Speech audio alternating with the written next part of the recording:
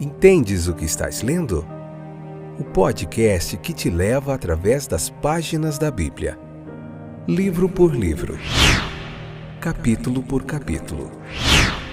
Uma exposição bíblica emocionante. Aperte os cintos e embarque comigo nesta viagem.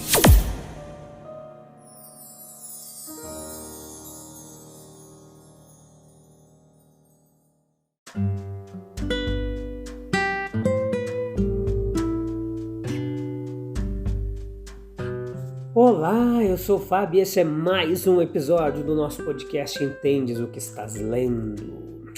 Muito importante a gente escolher bem o que vamos fazer com o nosso tempo e dedicar uma parte do nosso tempo para tentar entender a palavra de Deus e como podemos aplicar ela no nosso dia a dia. Hoje é uma boa escolha. Tudo bem com vocês? Eu espero que sim. Bom tê-los de volta aí para nós juntinhos, aprendermos mais da palavra de Deus. Vamos lá, hoje Êxodo capítulo 36, episódio 259, estamos na terceira temporada, quase acabando esse livro de Êxodo. Que jornada fantástica. Depois nós vamos para o livro de Lucas, vamos ver capítulo por capítulo o livro de Lucas. Olha, já comecei a trabalhar lá no livro de Lucas e que vai ser demais, você não pode perder, hein? Vamos lá então. Vamos ver hoje como Moisés avança na fé, né? Como ele progride aqui, como a sua fé amadurece mais ainda quando ele vê o povo doando de uma forma tão inesperada ali, como Deus influenciou o povo, estimulou o povo a doar tudo aquilo que eles precisavam ali na construção. Vamos lá. Então, Moisés poderia ter duvidado da liberalidade do povo, porque muito era necessário, ou da habilidade dos trabalhadores, e esperou, mas bastava que Deus tivesse ordenado a obra. Isso era só o que faltava. Se Deus ordenou, isso era o mais importante, o resto ele proveria, né? Se Cristo nos ordena a erguer um tabernáculo para Deus em todas as terras, nada deve nos deter. Ele dará as ofertas ou os homens necessários para a execução da obra. Então ele segue a orientação do Senhor, você pode ver isso aqui no capítulo, leia lá. Ele chamou os homens que ele havia nomeado e preparado. Deve haver obediência, bem como fé, não chamando aqueles que queremos, mas saudando com alegria, honrando os homens que Deus preparou. Isso é importante na obra de Deus. Os materiais, eles são comprometidos com eles. Se devemos ser edificados no templo de Deus, devemos obedecer àqueles que têm o domínio ali sobre nós e do trabalho. As pessoas, elas precisaram ser impedidas de dar. Veja que a glória de um espírito liberal. Não houve necessidade de uma segunda pedida ou de um segundo recurso. Embora soubessem que muito havia sido contribuído, eles ainda deram mais. A obra ela foi consagrada, foi uma alegria para os trabalhadores trabalharem em meio a essa liberalidade generosa. Foi uma alegria para Israel e seus filhos se lembrarem da história do tabernáculo. Para os obreiros da vinha do Senhor é uma consagração poderosa quando os corações se rendem por todos os lados e lhes é imposto mais do que podem usar para o mestre. E a lembrança de tais tempos é poder e refrigério nos dias posteriores. Primeiro, a armação do tabernáculo é levantada e as cortinas internas feitas e colocadas. Depois, as cortinas externas e, por último, as tábuas, as barras e os véus foram colocados ali. O coração é primeiro ganho para Deus, então mais e mais luz e poder são derramados sobre a vida exterior, até que o todo, ele cresce para um templo santo no Senhor. Então veja que esses capítulos aqui, esse aqui e os que vimos antes, eles relatam como o tabernáculo, ele foi realmente feito.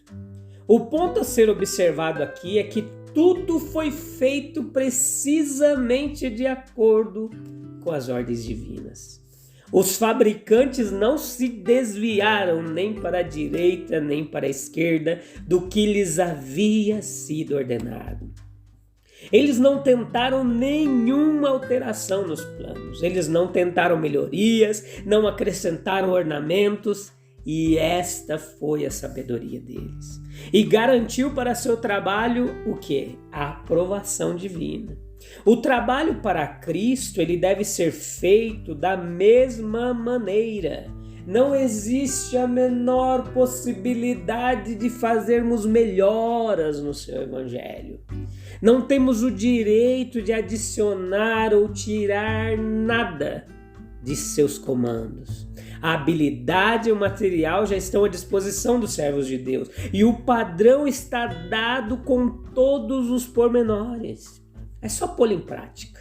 A tempo e fora de tempo, e viver à altura da sublime vocação, confiando apenas no auxílio de Deus. Homens sábios são aqueles que fazem a obra de Deus, e esta é a verdadeira definição de sabedoria.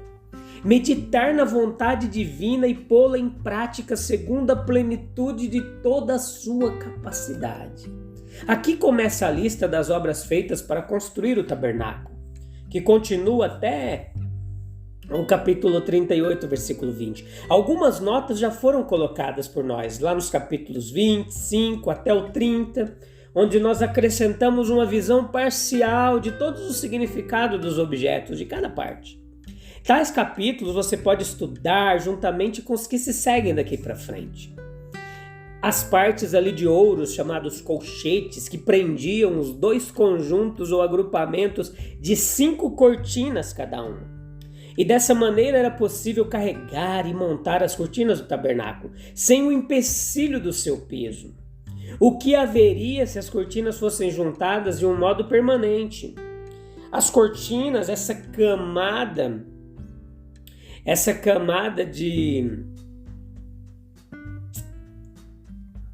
cortinas grossas que tinham ali, ela servia para proteger as cortinas da cobertura interior do tabernáculo, do sol e do mau tempo, né? Essas cortinas, sendo de 2 côvados mais longas do que as cortinas internas, elas podiam cobrir satisfatoriamente o tabernáculo. Se lembre que um côvado é equivalente a mais ou menos 50 centímetros. E havia também colchetes de bronze. Devemos entender que provavelmente bronze aqui na Bíblia seria cobre. E esses colchetes eles serviam para segurar e unir a cobertura externa. As cortinas internas elas eram unidas com ouro. Nós vemos lá no capítulo 26, no versículo 6. As tábuas, é mais do que provável que essas tábuas elas estavam dispostas em forma de esquadrias de madeira e não eram muito sólidas. Os 2 principais sarrafos laterais seriam, nesse caso, os que nossa versão traduz por 2 encaixes. Veja que tinha a vantagem de serem mais leves e davam um aspecto estético às cortinas que os cobriam pelo lado de fora. Havia o véu. Enquanto o véu estava no templo, o caminho para o Santo dos Santos e a plenitude da comunhão direta com Deus estava fechado. Quando o véu foi rasgado na hora da morte de Jesus Cristo, o caminho se abriu. E através de Cristo nós temos acesso perpétuo ao trono da graça, tanto agora como na eternidade. Então eles fizeram Bezaleel e Aholiabe, todo homem sábio de coração, a quem o Senhor pôs sabedoria e entendimento, para saber fazer todo tipo de obra para o serviço do santuário, conforme tudo o que o Senhor ordenara. Então os operários eles entraram sem demora. Então eles trabalharam. Quando Deus os qualificou para a obra, então eles se aplicaram a fazê-la. Observe que os talentos que nos são confiados, eles não devem ser acumulados, mas colocados à disposição. Para que temos todos os nossos dons, senão para fazer o bem com eles. Veja que eles começaram quando Moisés os chamou e observe quem eram aqueles que Moisés chamou. Aqueles em cujo coração Deus colocou sabedoria para este propósito. Além de sua capacidade natural, e cujo coração os incitou a vir para a obra com seriedade. Observe também que aqueles devem ser chamados para a edificação do tabernáculo do Evangelho, a quem Deus, por sua graça, tomou em alguma medida apto para a obra e livre para se engajar nela. Habilidade e vontade com uma resolução são as duas coisas a serem consideradas no chamado dos ministros do Evangelho. Deus lhes deu não apenas conhecimento, mas sabedoria, pois aqueles que querem ganhar almas devem ser sábios e ter seus corações estimulados a vir para o trabalho, e não apenas para honra, para fazê-lo, e não apenas para falar sobre isso. Os materiais que o povo havia contribuído, eles foram entregues por Moisés aos trabalhadores, versículo 3. Eles não podiam criar um tabernáculo, isto é, fazê-lo do nada, nem trabalhar a menos que tivessem algo em que trabalhar. O povo, portanto, trouxe os materiais e Moisés os colocou nas mãos deles. Veja, as compaixões de Deus são novas a cada manhã, e assim deve ser nosso dever para com Ele. Provavelmente houve alguns que no início estavam atrasados para trazer a sua oferta, mas a atitude de seus vizinhos os instigou e os envergonhou. O zelo de alguns provocou muitos. Há aqueles que se contentarão em seguir, mas não se importam em liderar um bom trabalho. É melhor ser para a frente, mas antes tarde do que nunca, né? Ou talvez alguns que haviam se oferecido no início, tendo prazer em refletir sobre isso, ofereceram mais. Tão longe eles estavam da má vontade com que haviam contribuído, que dobraram a sua contribuição. Agora observe que esses operários, meus queridos, não apenas estavam prontos para prestar contas de tudo que recebiam, mas não estavam dispostos a receber mais do que tinham ocasião, para que não caíssem em tentação ou sob a suspeita de terem tomado para si mesmos. Estes eram homens que sabiam quando tinham o suficiente. Veja que eles entendiam quando, embora eles tivessem com que a abundância foi contribuída, eles continuaram a oferecer até que foram proibidos por proclamação. Um exemplo raro. A maioria precisa de um estímulo para acelerar a sua caridade. Poucos precisam de um freio para pararem de fazê-lo, mas estes o fizeram. Se Moisés pretendesse enriquecer-se, ele poderia ter permitido que eles ainda trouxessem suas ofertas. E quando o trabalho estava terminado, poderia ter tomado o resto para si mesmo. Mas ele também preferia o público antes de seu próprio interesse privado. E nisso ele deixa um bom exemplo para todos. Esses foram os frutos de um primeiro amor. Nesses últimos dias, a caridade esfriou demais para que possamos esperar coisas assim, parecidas com isso, né? Mas ele também preferia que o primeiro trabalho que eles iniciaram foi o emolduramento da casa, que deveria ser feito antes da preparação dos móveis. E essa casa ela não era feita de madeira ou pedra, mas de cortinas, olha, curiosamente bordadas e unidas. E isso serviu para tipificar o estado da igreja nesse mundo, o palácio do reino de Deus entre os homens. Veja que embora ela esteja sobre a terra, ainda assim o seu fundamento não está na terra, como de uma casa. Não, o reino de Cristo não é deste mundo, nem fundado nele. Pastores habitavam em tendas e Deus é o pastor de Israel. Soldados moravam em tendas e o Senhor é um homem de guerra. E sua igreja marcha através do país do inimigo. Os reis da terra se encerram em cedro, como dizia Jeremias, mas a arca de Deus estava alojada apenas em cortinas.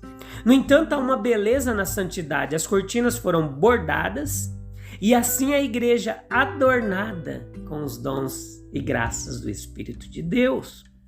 As várias sociedades de cristãos estão unidas em uma, e como aqui, todas se tornam um tabernáculo, pois há um só Senhor, uma só fé e um só batismo. Deus providenciou para o seu povo uma sombra contra um calor e um abrigo contra a tempestade e a chuva. Eles estão armados contra todas as intempéries. O sol e a lua não os ferirão. Veja que eles estão protegidos das tempestades da ira divina. Aqueles que habitam na casa de Deus encontrarão, seja a tempestade sempre tão violenta ou a queda sempre tão contínua. Não choverá. A força e estabilidade da igreja, embora seja apenas um tabernáculo, elas são significadas pelas tábuas e barras com as quais as cortinas eram sustentadas. As tábuas foram acopladas e unidas pelas barras que as atravessavam. E semelhantemente para a união da igreja, o acordo sincero daqueles que são seus adeptos e sustentadores também contribui abundantemente para a sua força e estabelecimento. Então é isso. Eu te encontro no próximo episódio e lá nós veremos o próximo capítulo 37. A gente se encontra lá, beleza? Um abraço, Deus abençoe você que é o templo do Espírito de Deus, não mais feito por mãos humanas, mas criado por Deus. Um abraço, até breve, tchau, tchau.